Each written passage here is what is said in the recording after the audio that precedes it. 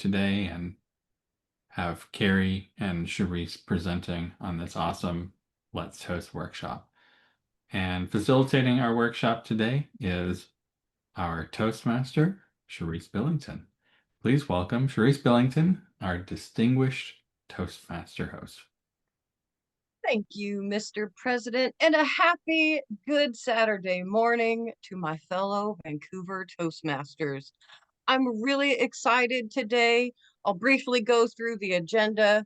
I will introduce Cari as a normal Toastmaster speaker would do in a normal meeting, and then she will present how to write that speech, and then we'll go into a Q&A time, have a little bit of a pause, and then I will start with how to write a speaker introduction and how to put those things on our club website for the Toastmaster to read. And we will then follow that with another Q&A and close up for this wonderful Saturday morning. And now, it is with great pleasure that I introduce Miss Cari Corbet-Owen with Mad Mom Joyce. In 1980, I spent a year in Waterloo, Iowa as a Rotary exchange student. I was privileged to stay with 4 different families during that year, and what a glorious year it was. There was my favorite dad, Barney, who had a magical train set running through his lounge, a favorite couple, Jean and Rudy, and the family with my favorite siblings, the Kyles. And then there was my favorite mom, who I affectionately dubbed my Mad Mom Joyce. Mad Mom Joyce, Cari Corbet-Owen. Thank you very much, Madam Toastmaster. So the first thing that I want to ask you, and this is an interactive thing, so you can put these answers in the chat, which may be easier, is when you hear the title, Mad Mom Joyce, does it tickle your curiosity at all? What questions does it make you ask? So while you're putting those in the chat, I want to tell you that a title is one of the most important parts of a speech. It gears the audience up for what they're going to hear. Hopefully, if it's a good title, it makes them curious about what you're going to say before you even open your mouth. So what questions came to mind for you when you heard the title, Mad Mom Joyce? And was it an intriguing title? And this is where you all get a chance to answer me. Okay, is she mad like the Mad Hatter or angry? Why is she mad? Her sanity? Definitely intriguing. Okay, and that's what you want from a title. Now, at the end of the speech, I'm actually going to ask you guys to give me some feedback. Was there a better speech title? Would you have called it something else? Okay, Kevin says it makes me wonder whether it's a negative, a positive, or negative, or a combination. Awesome job. So I'm going to pull up a whiteboard here, something I have never done before, so this could be interesting. Whiteboard. Where did my whiteboard disappear to? Michael put in the chat, Mad Mom Joyce. Joyce is a parent that's had enough with her bad child. I love that. No, but I'm trying to find my whiteboard, which was here, I promised you a few minutes ago, and now it's disappeared. Whiteboard. I see more whiteboards. There we go. Okay, so when I'm writing a speech, what my aim is to make it as simple and as easy for me to speak about as possible. I really want it to be so that I don't have to write out every single line and try and read it. Because for me, my engagement with my audience comes from eye contact, from looking around the room and seeing the odd giggle, seeing the odd smile. And if I'm reading, then what I'm doing is reading like this, then looking up to engage, and then trying to go back and find my place where I was. And so for me, that's an extremely difficult way for me to do a speech. So I want something that comes across as authentic, alive, something that draws people in, that makes them think, oh, wow, I really want to be a part of this speech. So as I said, the first thing that I do is a title. I'm just going to put a T in there for title. So when I say the first thing that I do is I think about, what do I want to say in the speech? What would be a good title? And that doesn't mean that when I'm finished writing the speech, I don't go back and maybe change the title, because maybe in writing the speech, something has come up that's made me think, oh, this would be a better title. The next thing that I think about is my opening. These are the very first words that you're going to hear out of my mouth when I start a speech. And I want to make sure that whatever comes out of my mouth is engaging, isn't something that is confusing, that makes the audience think, what on earth is she talking about? So I want it to be something that immediately pulls you in, makes you open up your ears and think, okay, this is going to be worth listening to.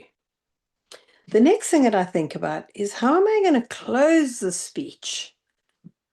In other words, what are the very last words out of my mouth going to be? Because those are likely to be the words that you take with you, hopefully for the rest of the day, and maybe for even longer.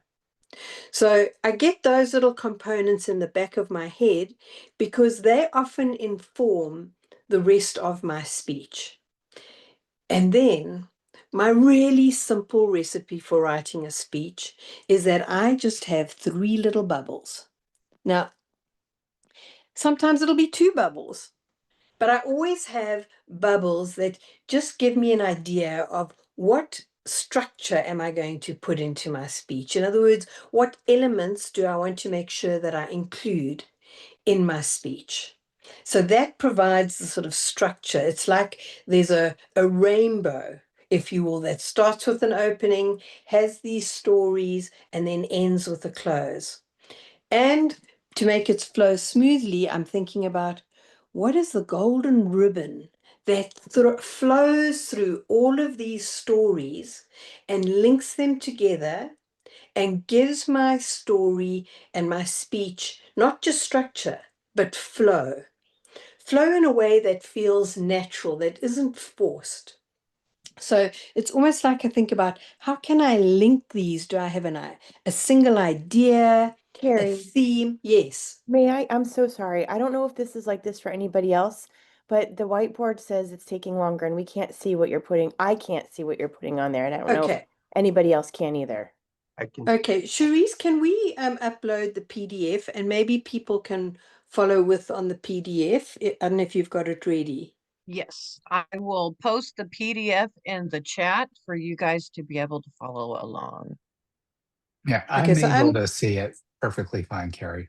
okay, interesting. So I'll leave it, I'll keep going on this, and then you'll have the Oh. PDF as well. I could see it now. I was able to refresh on my end, so I thought Okay. I never had that problem before. Sorry. No, well, good to know. I'm glad, and thank you for stopping me and asking. So yes, what is the golden ribbon that winds itself through my speech? And is there a phrase or an idea that I want to keep sort of linking back to that makes this speech smooth, and that so that you can't even tell that there's a transition? Okay. Any questions, by the way? Okay, good. So, for example, in this speech, someone had a question? Okay. This looks so far a lot like the standard essay format that the 5-paragraph essay of introduction, 3-point body paragraphs and conclusion that we're taught in school. Okay. I hadn't heard of it before, but that's good to know. So these here are my little, in this case, my stories that I want to tell to illustrate my title, which is Mad Mom Joyce, and that will tie together the opening and the closing. Now, what I want to do though is I want to also think about, because this is where I think good storytelling happens. What can I do to make people hear and be in that scene? What can I do to help them see the scene more closely? Is there any dialogue that they might be hearing? Are there any smells that they might be smelling? What other little details are there that I can add into it to make it engaging? So I do that with each of these little bubbles, and I will build out my stories more or less robustly depending on what it is that's in that little bubble. So for example, for Mad Mom Joyce, I'm going to put here an I, which means I'm going to introduce you to Mad Mom Joyce. So note what I'm saying. I do not write out my speeches. Now, some people may prefer to write out their speeches, and that is absolutely fine. I do not believe in writing out speeches for myself, and trying to learn them verbatim for me is even worse. I've had 3 speech contests, where I've literally frozen and forgotten one word, which has put me off track completely. So for my way of speaking, I know that I need to just make it spontaneous, something that takes form while I'm speaking it. In the second one, I'm going to draw a little car in here. Very bad car, but I know that that's a car because there's a story about a car. And so this reminds me that's my next little bubble. And then in the last bubble, I'm going to write the word loss. Okay. So those are the 3 bubbles that I've got. I've figured out my opening. I've figured out my close. Think I've got my title, although I may refine that. And I know more or less what's going to go in each of my bubbles. And now all I have to do is take the idea in the bubble and build some meat around it. Put some information around those bubbles to make a full speech. Okay. So I'm going to now work through my speech, and what I want you to do is to jot down, what did I hear? What did I see? What was I able to smell? What were some of the details that drew me in? How did it make me feel? Because that's another really great way to connect with an audience, is to allow them to feel something. So here I go. Wavy auburn hair, dancing eyes with mischief, and a twinkle in her eye that is undeniable. Let me introduce you to Mad Mom Joyce. She's voluptuous. I mean, she has curves that most of us would be envious of. And let me tell you how she likes to dress. Oh yeah, 2 tight green, bright green, I might add, toweling shorts that are too short. A top canary yellow that plunges down and shows a lot and hugs her very closely. And did I mention that she never goes anywhere without her earrings? And these are no ordinary earrings. Something like this would be what Mad Mom Joyce wears, or glittery ones, because you see, Mad Mom Joyce is a person who wears her inner glitter on her outsides. And she does that whether she's in the chicken coop or whether she's at a ball. So there she is in her chicken coop with her 2 tight, bright yellow top, 2 tight, 2 short shorts in black galoshes, and there she is feeding her chickens who are clucking around her, cluck, cluck, cluck, cluck, cluck.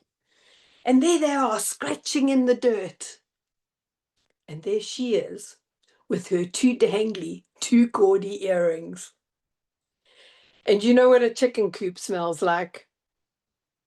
So yeah, this is definitely not the outfit that I want any of my friends at school to see. So I go to, as a Rotary Exchange student, a private Catholic school. And I want Mad Mom Joyce to park over there so that I can walk to her and nobody can see her. But no. Here she comes direct from the chicken coop, dressed in this dreaded, colorful outfit. And as she pulls up, to the school, going the wrong way, I might add. She honks, bop, bop. All of my friends are looking, and she's in that little red convertible. Of course, the top's open so everybody can see. And I kind of slink and try and creep into the other door as quietly as possible, hoping that none of my friends have seen me. Off we go, with a squeal. And no sooner have we just turned around and going the right way when we stop in front of that very school because there's a red traffic light. Now, if you think that's bad, it's about to get a whole lot worse. You see, at that moment, starting to play on the radio is the song The Music Box Dancer. Now, for those of you who don't know it, it's an instrumental piece. And it happens to be Mad Mom Joyce's most favorite song of all times. To my horror, she opens that door, she hops out, and there she goes, dancing around that car. Now, did I mention that this song is 3 minutes and 19 seconds long? Do you have any idea how long 3 minutes and 19 seconds can be? Of course, the traffic light doesn't take that amount of time to close, to change. So the next thing it changes, does Mad Mom Joyce hop back into the car? Oh, no. She's busy being the glittery queen that she is, still dancing around her car. Other people are honking their horns, and I think there are one or two that might be showing a middle finger. I'm not really sure because I'm trying to make myself as small as possible. I'm really hoping that the earth is going to open up and just kind of swallow me gently. Yes, my Mad Mom Joyce, with her too tight shorts and her too, ooh, dare I even say it, her over voluptuous yellow shirt. She is someone special. She is someone that just wears that glitter from her inside, right outside, so that you can see it. But the sad thing is, 18 months ago, this world lost Mad Mom Joyce. And I miss her. I miss the spirit of glitter that danced around that car. I missed the woman who would go into a chicken coop, complete with her earrings, and sit on the ground with her chickens and stroke them and talk to them. I miss Mad Mom Joyce for her authenticity, because none of this was put on for the world to see. This was just compelled by a spirit that seeped out of her, that was larger than life. I could tell you hundreds of stories about Mad Mom Joyce. But you know what? I do know this. If she was sitting on my shoulder right now, in this moment, in her too tight shorts and her too tight bright top, she'd be challenging every single one of us and saying, where's your glitter? What are you going to do with it? And how are you going to leave the world a more glittery place than when you arrived? And you see, fellow Toastmasters, Mad Mom Joyce lives on inside of me. Her glitter inspires me. And I want to ask you, how are you going to let it inspire you? Because now that you've heard the story, Mad Mom Joyce is a part of every single one of you, Madam Toastmaster. Fantastic speech. Okay. Do you want to facilitate the next section, or do you want me to carry on just asking questions? So what I thought we would do is, if you have questions, go ahead and raise your hand, and then Cari, you can call on them as you see them on the screen. And if you would like, I could read aloud from the chat, or you can do that. Okay.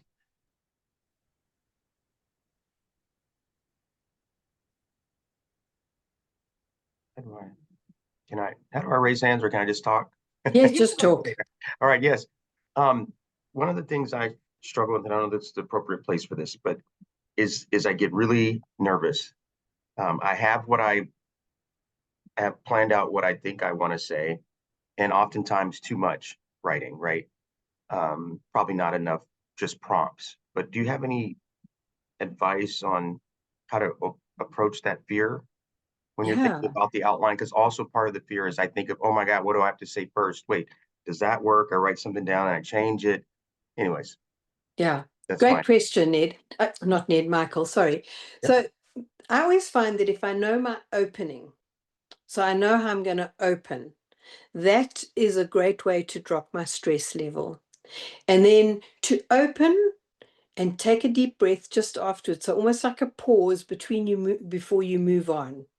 So that breath immediately will calm you. And once you've got out your opening that you've sort of memorized, don't make it too long, but something that's short and punchy, then I think, knowing you've got that out the way and you're taking that breath, so you're giving a little bit of a pause, that immediately drops your anxiety level. The other thing that I want to say about your anxiety level is that you'll notice that this is a story that I know well. So, especially in the beginning, choose stuff that you know well so that you don't have to rehearse it. You just have to give yourself those bubbles. And it doesn't matter if it comes out differently than what you had planned. It also, remember, nobody knows what you're going to say. It's not like they're sitting there with a script and going, oh, he missed that word, he forgot that word. So, when you're in front of your audience, you're the master. Nobody knows what you're going to say. So, if it doesn't come out exactly right, you're good. And so that will help you relax as well. Does that answer your question? Very good. Thank you. Yes. Okay. So I wanted to ask you, what did you think about the title? Or is there a better title? Jason has a question too, Cari. Okay, Jason, I can't see. Let me put you back on gallery. Yeah, Cari, question I have is about rehearsing. Maybe I'm jumping the gun a little bit. Mm-hmm. Sounds like you don't write your speech at all. You just have your little bubbles. You kind of memorize the flow of how they're going to go. How often do you rehearse, and what does your rehearsal look like? But Jason, I wish you hadn't asked me this question. The honest truth is that I don't rehearse. The only bit of rehearsal that I have is kind of running through it, just speaking in my head and timing myself because I want to make sure that my timing is okay. But I've also been doing Toastmasters for many, many years and public speaking for many, many years. So what I used to do was when I did these bubbles is I used to say, okay, I'm going to do like 2 minutes on this, 4 minutes on this, 1 minute on this, so that I had an idea of the time structure as well. So for example, your opening usually only takes about 30 seconds. So when I said, wavy auburn hair, dancing eyes, etc., that really only took about 30 seconds. And your clothes should really only take about 30 seconds to a minute. So now you know that you've got up to 6 or 5.5 minutes left. I know that my little introduction about Mad Mom Joyce is probably going to need about 2 minutes. My car story is a little bit longer, so I'm probably going to need 3 minutes for that, and then, a minute and a half for loss. So I kind of do it that way. That's what helps me. But, remember that when I first started, I mean, I did write out speeches. I did prepare them in front of the mirror and kind of time myself at the same time. And now you don't have to do them in front of the mirror because nowadays you have a cell phone. So you can actually record it on a cell phone. And if you wanted to, I would say listen to that a few times rather than reading and memorizing, because just listening to it a few times, I think, gets you familiar with what it is that you want to say. Does that help you? It does a little bit, yeah. It sounds like it's just something that I'm going to have to get used to, figure it out on my own.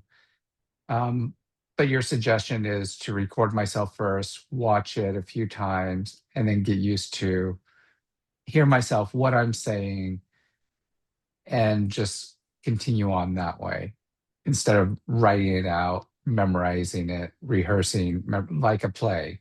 It's a speech, not a play. Yeah. And I always think that the more spontaneous you can be, the more authentic you appear to your audience. And, it's like if I listen to your speech on empathy, empathy is obviously something that's important to you. It was obvious to me that you know a lot about it. And so then if those two things are in play, how do you then just structure a speech so that you can actually, feel confident Hmm. that you can deliver it in a way that comes across as authentic? Okay. Okay. Okay, so going back to the title, unless there's anyone else with a question, which I can't see. What did you think of the title, Mad Mom Joyce? Is there a better title? Yeah, I thought, well, for me, the title had you questioning, like, why is she mad? Is this a real mad, or positive or negative, as Kevin had said? But to me, after hearing the story, she's more confident than mad. She just is exuberant and expressive. Those are the words that come to mind after hearing the story versus mad. So would you suggest that we change the word mad to something else? Well, I don't know if I'm suggesting we change it because it was everyone was like, oh, well, why is she mad? So it got you interested, even though it might not be totally relatable to the story, at least for me. I mean, it could maybe have been called She Wears Glitter. Would that have been more intriguing? I don't know. Yeah, I don't know. You're the author. Okay, I guess for me, Mad Mom Joyce is what I've always thought of her as in my head. She's my Mad Mom Joyce because she does these amazing, crazy things that I found hugely inspirational. How was the opening for you? Did Kevin it draw has you his in? hand raised. Kevin? Yeah, I think about the Mad Mom Joyce title, what I think that speaks mostly to is how you thought of her, and I thought of you in the picture of you shrinking down in the convertible while Mad Mom Joyce danced around, of how you must have thought, oh, this is so mad. I am so embarrassed. I don't want to be here. And that is really, really evokes the title. And so that title really ties really closely to you and where you were in those stories. So I really like how that works together. Oh, great. Thank you. Okay, how about the opening where I described the wavy auburn hair? Yeah, Chan? Yeah, so the opening I felt was very descriptive. It was I noted down auburn hair, dancing twinkly eyes, and the way you described how she wore her clothing. That really set up a good picture of who she was in my mind, and I really enjoyed the contrast that you pointed out. Right, you're in Iowa. The smell of chicken coops.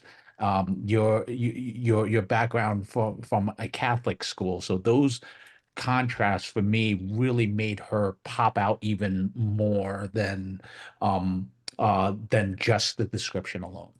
Oh, that's a great observation. Thank you. And I hadn't actually done that intentionally, but that's a really great point. Okay, anyone else want to comment on the opening? Okay. So when it came to things like the car story, what could you see? How could you be there with me in that story? I know Kevin has described how he was with me. Did anyone else have a different experience? Or maybe a similar experience to Kevin? I was wondering what it was in mind that the other people watching you guys were thinking. Were they thinking these people are just mad? Because again, this is Iowa. So, I mean, it is just so stark crazy from their normal. So, I really do appreciate the contrast as well. I hope they weren't thinking people. I hope they were just thinking Mad Mom Joyce, because believe me, I was making myself so small that I was hardly a people. I was just a little shadow in that car. Okay. Did it make you smile though to sort of be in that story and imagine what all of those people were? So you were able to feel from different aspects. You were able to feel what it was like to be me. You were able to maybe feel what it was like to be sitting watching this scene. And you were maybe able to even feel what it was like to be Mad Mom Joyce just dancing around this car with gay abandon. Okay. How did the story of loss make you feel?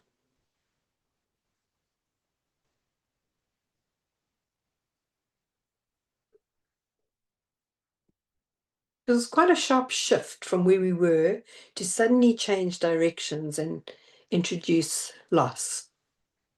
I felt the deep sense of loss that you had for having her energy and spirit and authenticity in the world. And I had a sadness for the world in general to have such a bright, I'm living my truth, I'm comfortable in my skin, I'm going to go out there and be who I am, regardless of what anybody thinks, kind of energy. So you're also saying, in addition to the sadness, you also felt the inspiration Yes, of her spirit. Yeah. absolutely. Okay. Anybody else got anything else? Thank you, Shannon. I think I would have liked to have known when the last time you saw Mad Mom Joyce, when your last conversation was. Did you go to the funeral? Were you able to say goodbye to her? I think that would have, I think maybe even hit a little harder, emotional wise. So just a little more detail. A little bit more detail. Yeah. Okay, great. I- How was it? Yes, Sean? So I really like going back to the contrast again, right? Your first two-thirds of your first two bubbles really described a very joyous, carefree person, and we had all that in, at least I did in my head, and I really enjoyed how quickly and abrupt that you shifted from here's this really happy person to now she's gone. And for me, that actually even emphasized even more the fact that we should be living with joy and taking some of her characteristics with us. So I really enjoyed that aspect of it. Great. Thank you. Yeah, it's interesting. I hadn't really thought, I did think about that shift and how it would come across, but I hadn't thought about all the contrasts that you are noticing, which is really interesting. You know, that so often we think about making a speech so that it all fits together and we don't think about the impact that contrast can have. It's certainly something that I haven't thought about before. What did I use as the golden ribbon that kind of went through the story?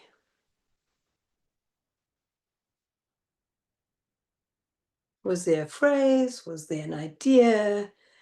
An image? I heard earrings a lot throughout the whole story, the dangling earrings. And as I'm thinking about it, I would have loved to, and this may or may not have happened, but if her earrings were, if she was wearing those earrings or a different pair of big earrings um, when she died or something like that. I just kept thinking of earrings more so than the too tight shorts or the canary yellow top. I just thought of earrings for her. Interesting. Yeah, well, it's so symbolic in a way of how she was. Just those earrings, I think, spoke volumes. You know, she even wore them in a chicken coop. Yeah, as Ned says, you know, the glitter, the sparkle, in amongst this Iowa farmyard, you know, in the barn kind of thing. Okay. So yes, I think that I used her dress and her sense of glitter and the earrings, all three of them actually, to kind of keep the narrative going along. Now, if you do a really skillful job of doing these little links that go that that link the parts of your speech. If you do it really well, you shouldn't even be able to tell what those links really were. In other words, they're so subtle that they just pull the story along.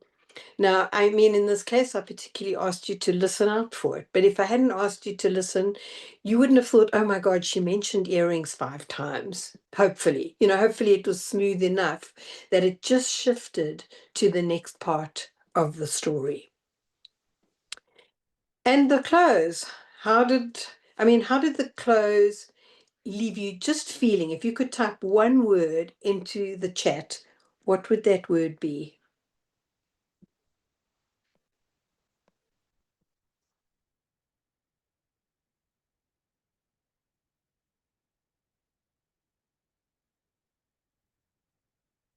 Inspired, vibrant. Isn't it wonderful how someone can inspire us even from the grave? Because I promise you, you will take a bit of Mad Mom Joyce with you for the rest of your lives. It's impossible not to, now that you know her. So it's like her spirit enthuses and inspires all of us. So in a simple matter, that's how I put together my speeches. And if you listen to future speeches, you'll hear it may have 4 bubbles, it may have 2 bubbles, but this is pretty much what I try to do with every speech. Have a bare outlines, then put meat onto it. But the meat isn't just about facts and figures. The meat is about how will I help someone remember this? How will I help somebody connect with this? How will I draw someone into the story so that they're there with me?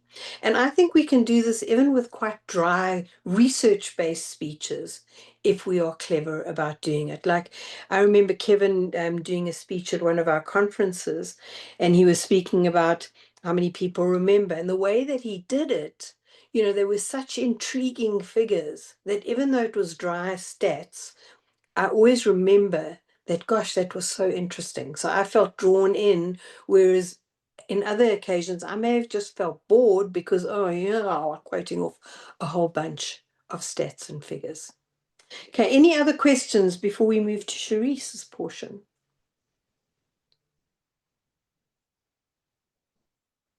Doesn't look like it, Cherise. It's all yours. All right. Can we give Cari just a round of applause? Such an amazing teaching. It's my favorite thing to watch her do.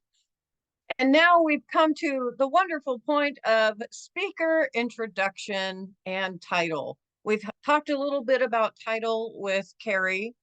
Now we're going to talk about speaker introduction. There is 2 different ways you can do this. You could do this like Cari did it. She introduced herself, kind of how old she was when she was doing that. Let's just refresh this. She says in 1980, I spent a year in Waterloo, Iowa as a Rotary Exchange student. I was privileged to stay with 4 different families.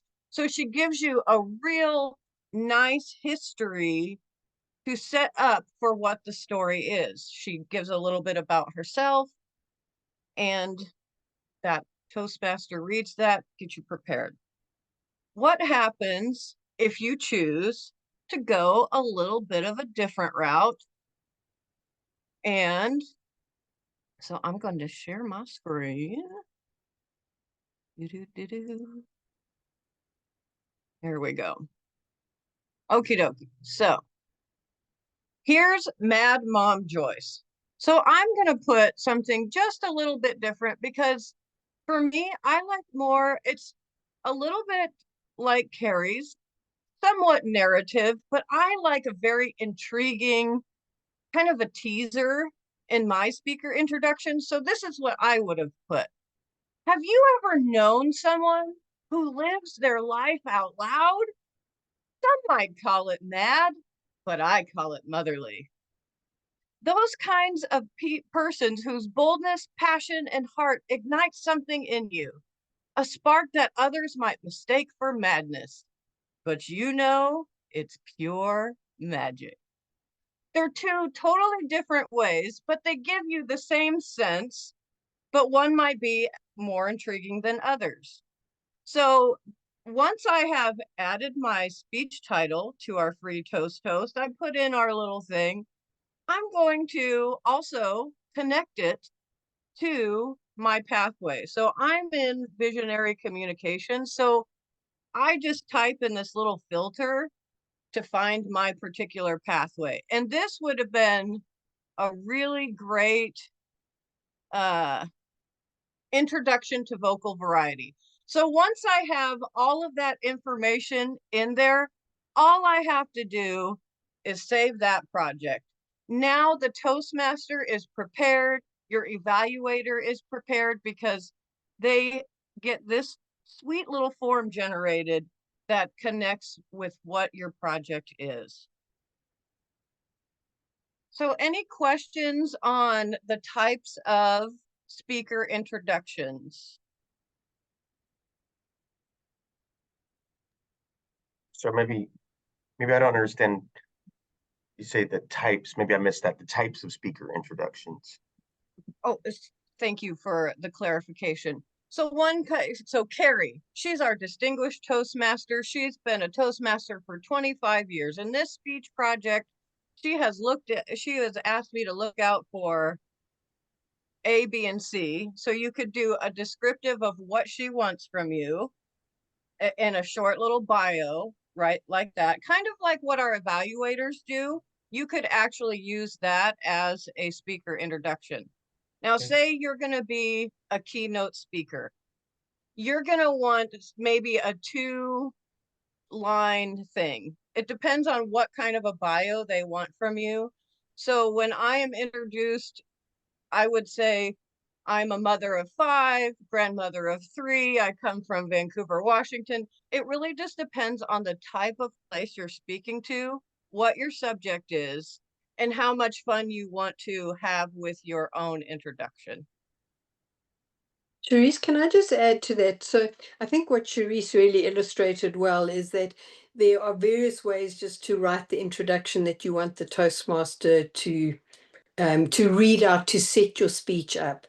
And what I was doing in this was trying to give you a little bit of background, so that you didn't say, when was this, how long ago, what was the context. So I didn't want to bring that into my speech. So I put that into my introduction so that my audience wasn't asking, how long ago was this? Where was this?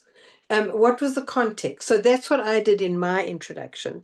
But like Cherise did the one that was, I know it's pure magic. That's a really inspirational way to introduce a speaker. So it just depends what you want, how you want to set things up with your audience. Yes, Shannon. I think that it might also be helpful to distinguish that you're going to have the evaluator talk about what to look out for and then what's in your speech introduction, because I think that was I think that me going to this, I didn't quite understand that at first in a way as well. Like what do you mean?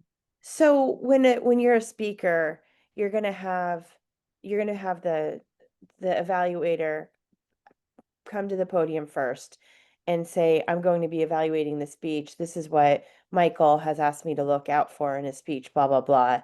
And then the Toastmaster for that given day is going to actually read the introduction for that. And so you have those two different components to look out for when you're going into the more logistical part of the agenda and stuff like that. Gotcha. Yes, but sometimes some clubs do not do the evaluation introduction the Oh, I way didn't that we know do it that. as well. Yeah, we are a pretty special club. I am very proud to be a part of our club. We are very great at evaluations. We say that during our spiels, because we really want to take care of the speakers.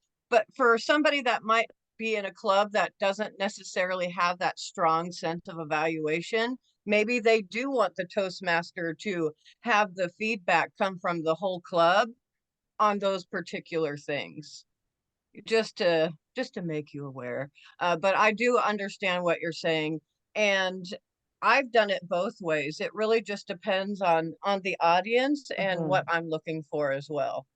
And if I haven't contacted my evaluator, if I don't have one, what do I do? I'm just gonna put it in there in some hopefully clever way.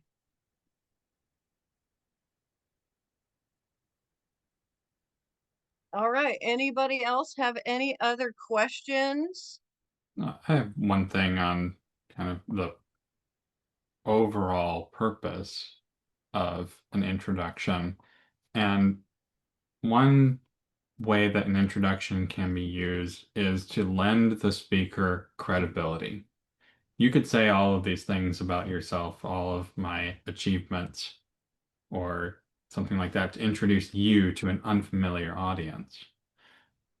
But it's more powerful when it comes from somebody who the audience already sees as an authority. The MC for a meeting, for example, would be seen as an authority, and them saying that has more weight than you saying it at the beginning of your speech. So that's one of the things that I try and look for in an introduction is what would be more powerful for somebody else to say about me or about my speech than for me to say it myself. Very nice. Thank you, Kevin. All righty. Anybody else have any other questions? We have about 10 minutes to 10. It can be on anything we've covered today or any other just Toastmaster questions that you might have. We can go ahead and have a 10-minute Q&A on any Toastmaster questions.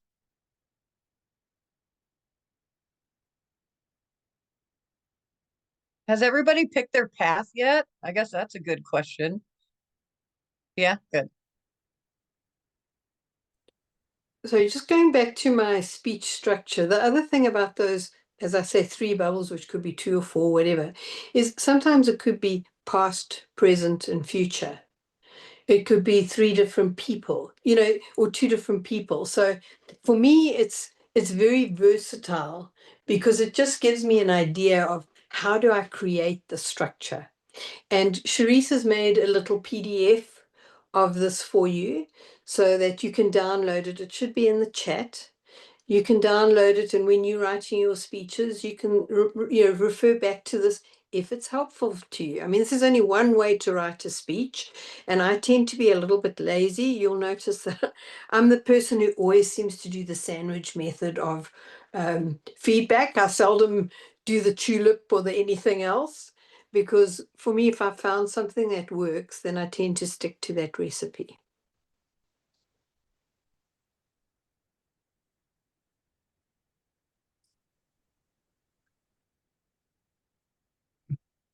Speaking, I've got a suggestion and a question. Speaking of evaluations, it would be great to have another workshop on evaluations since you just brought that up, the sandwich method. I've never heard of the tulip method. It's like, oh, what is that method? Yes, Shannon. And it might be helpful for everybody to hear what the process is to become an evaluator in your pathway. It's new, honestly. That's a Oh, new okay. Toastmaster edition. So I just kind of got thrown right in there. I just got told, go ahead and jump, and I would just do the things. I started out, I think I was listener the first 3 times I was in a Toastmaster meeting. And then I just started saying yes. So I kind of went out of the pathway. I didn't do all of my level 1 speeches before I was an evaluator because we needed the slot filled. So I would encourage you, go ahead and follow whatever the Toastmaster guideline is. But if there's an opportunity for you to jump in and be an evaluator, use the sandwich method. It's really easy, and we're all here to support one another.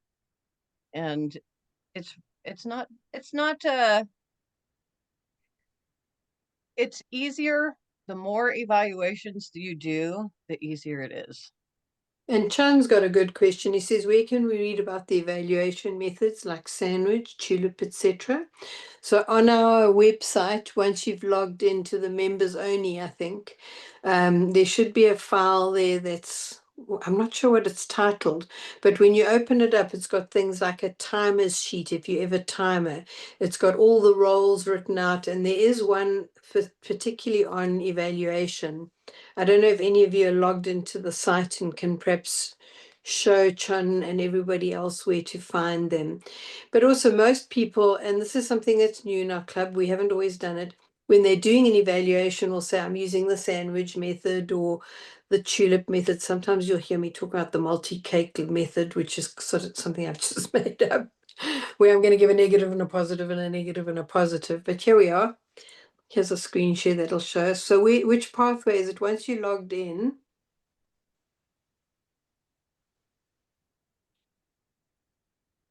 So where do you go to once you logged in? What's the next step? So if you've logged in, you can go to our member downloads section. There we go, member There's a downloads. section on evaluations that has a list of speech evaluation form and a number of methods. There is a section on Toastmasters meeting roles. So that there's a speech evaluation form in here and a number of other roles, and those would be the places, but there's all kinds of evaluation methods beyond the ones that we have here that you can look up online as well. Kevin, while you open on this page, won't you show everybody the timer form? Because I think that that's a particularly helpful form, especially, you know, as when you first start, one of the roles you often take first is timer.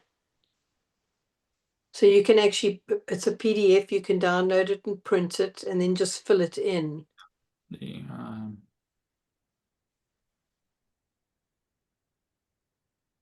trying to find where that is. I thought you were on it, Kevin. It's right there, that timer roll. There's a timer roll document. Just checking and seeing if that has everything in it. This is a really simple form that we created. I think that Yeah, looks that's like it. That's it. Yep. So this one is a Word document. And so a lot of the roles will have something like this that will be a great help on the first few times that you perform that role.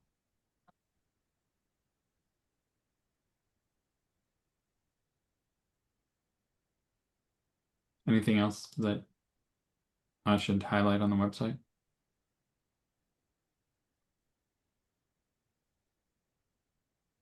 Maybe just where the member directory is and how they can find their fellow members and phone numbers and all of that kind of thing. Yeah, you can go into private member directory and you will see all of the members, their email, their phone number, and my suggestion is that if you're unsure of a way that somebody might want to be contacted, start with an email. And many people like texts or phone calls if there's something that's more time critical. And the other thing to remember is that when you're in the actual agenda, below everybody's role is a little envelope where you can, if you click on that envelope, opens up an email to them and you can email them directly from there.